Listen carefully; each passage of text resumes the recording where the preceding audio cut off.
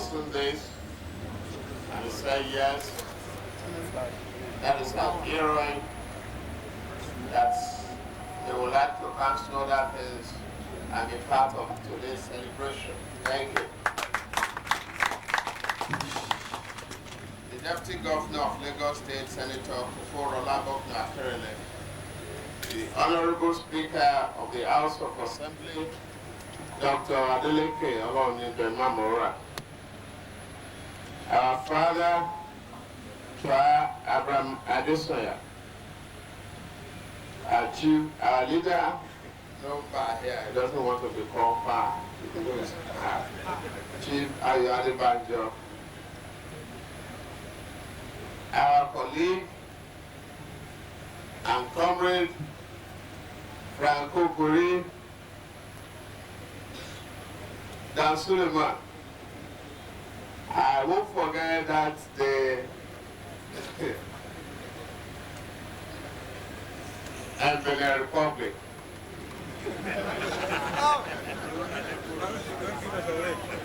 When Commander Dan Suleiman arrived with General Alhaja Kudirat to join me, I was so disguised and I confused them so much. They didn't know that the hotel where they were asking for me, I was here behind them, and it was the same hotel that I gave them the description. And when I saw the box of Commander Dan Suleiman, a ragged box, tied with a necktie,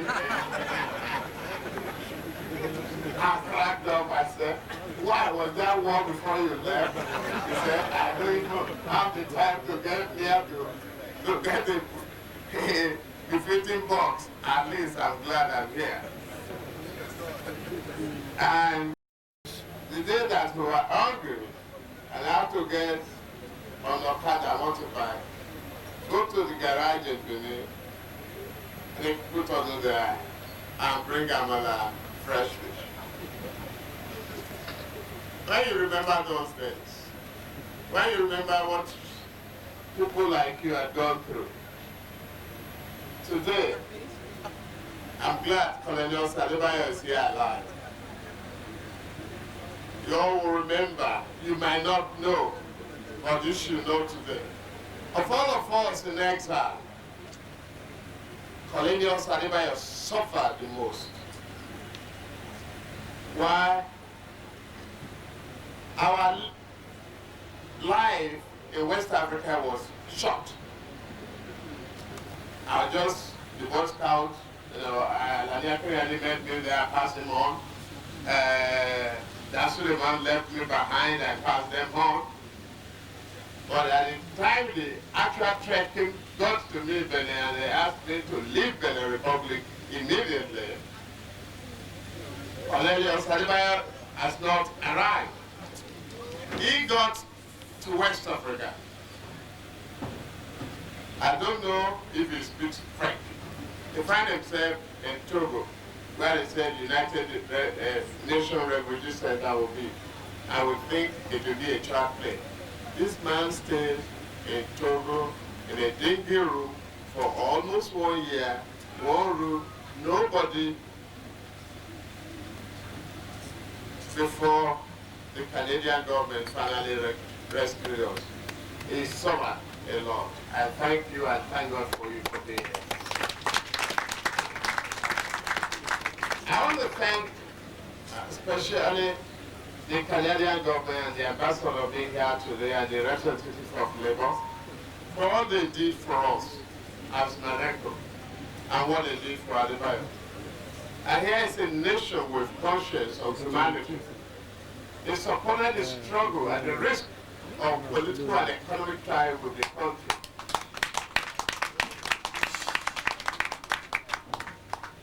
They shunned the temptation of economic greed.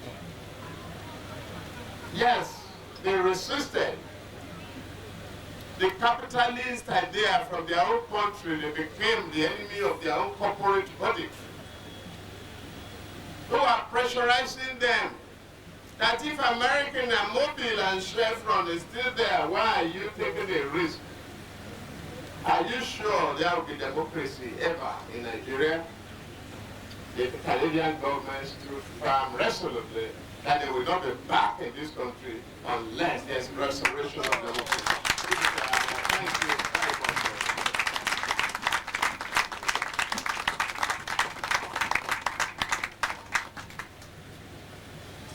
I have written a large, long speech, but I know we are itching and raised speech. I just want to take this opportunity to say what I believe many of the speakers have not mentioned or had upon particularly. Today we are celebrating. We are celebrating Kudirat Abiola and other materials of the democratic struggle of this country. We are celebrating freedom and opportunity, justice, liberty, and the rule of law. Yes, but at this stage, like we've had, there must be a sovereign constitutional conference.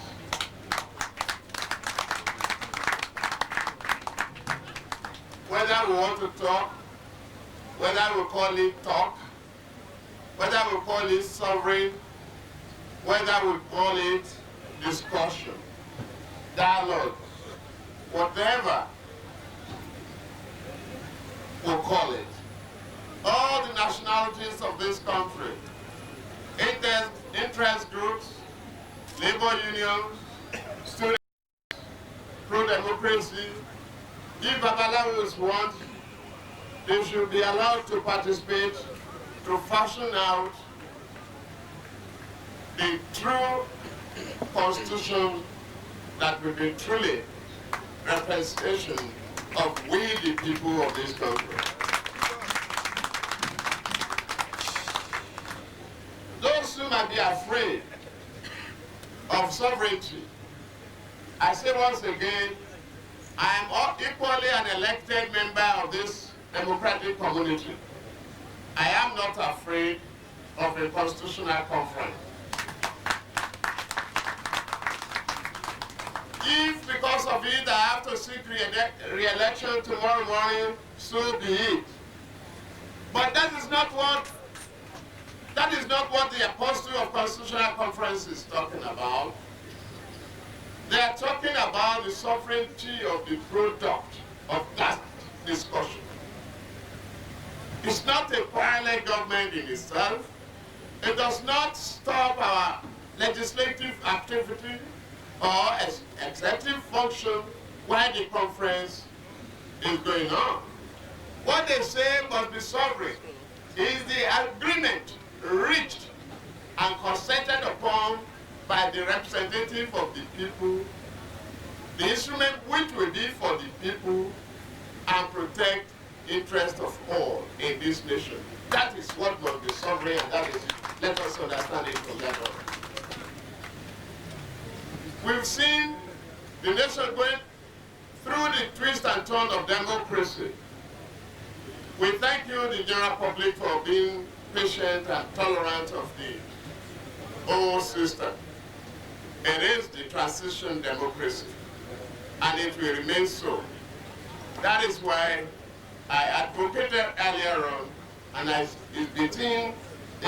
within my right to wish and decide what the public holiday will be in Lagos State, as long as I remain the chief executive of this country.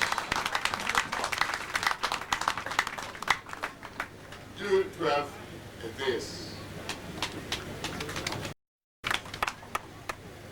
As we celebrate, we must learn and invite heroic lessons the death of Kudirat Abiola evoked. therefore dedicate ourselves to ideals for which she lived, our last few years, and what she died for: justice, liberty, and the rule of law. As we reflect soberly on this occasion, we must rededicate ourselves to the ennobling virtues of standing foursquare on the side of truth, justice, and people. On my part, and as a committed Democrat, I pledge myself to a lifetime of support for democracy and the ideals for which our MQ and his lovely, loyal, and faithful wife, Kudirat Abiola, laid their lives. That they die for the birth of democracy in our fatherland is never in doubt. What may be in doubt today is how prepared are we as a people, as for defense of democracy and its preservation as our legacy to the generations yet unborn. As we continue to look for solutions to the myriad of problems we are confronted with as a people, we should resolve never to allow the usurpation of our freedom and rights, which are inalienable, to be turned upon again as it happened between 1966 to 79 and 1984 to 79. Those periods represented the most blighted period of our unique situation and history. We must be emboldened by Kudirat's courage. Kudirat stood to be counted at all marches and processions. She dammed the rain and the heat, and menacing violence of the compliant police and the army, which was an instrument of terrorism at any time. As the old world looked in amazement as to what we will make of our hard-earned democracy, we owe it to ourselves, history, and several generations coming behind us to treasure the promise that this dispensation holds for us, while doing everything to ensure its entrenchment, so that, like all civilized politics, we can also derive the bountiful gains of democracy. As we remember her today, we thank God for those other matters, for our Wali, unmentioned students, and those women, three of them present here today, who were locked up for several days in Abuja, the day we smuggled them through Mina to land in Abuja with a Mina bus, because they were searching any vehicle LA, and they told us nobody will stage a protest in Abuja, but we did. And with the commitment of these three women who are locked up, one of them you've heard from, Mrs. Alhaja Kudirat Abiola. Thank you very much. Well, Alhaja Asiwaju, thank you very, very much.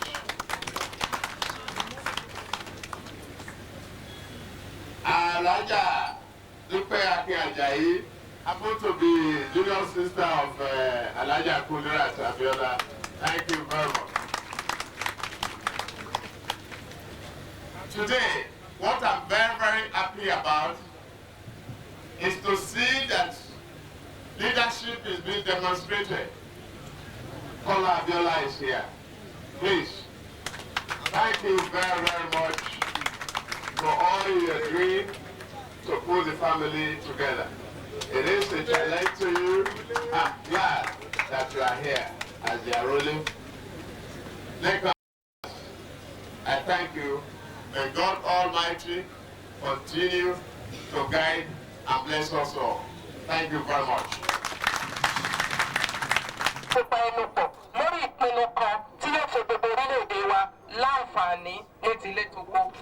ìbàjẹ́ kò ní sí níbì kankan. Gẹ́gẹ́ bí a ti mọ̀ wípé ìjà tí wọ́n jà tí wọ́n fi ẹ̀mí wọn lé.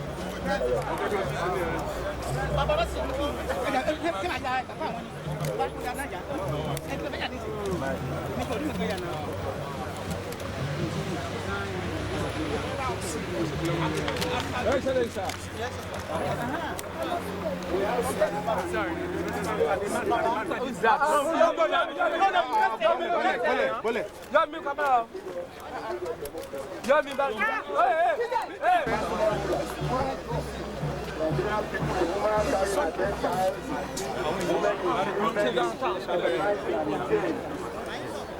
And this is the first chapter of the story.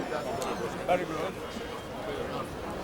Here, at this side of this cenotaph, we have Nigerian people agonizing and reading in pain under the leadership of Asiwaju. On the other side,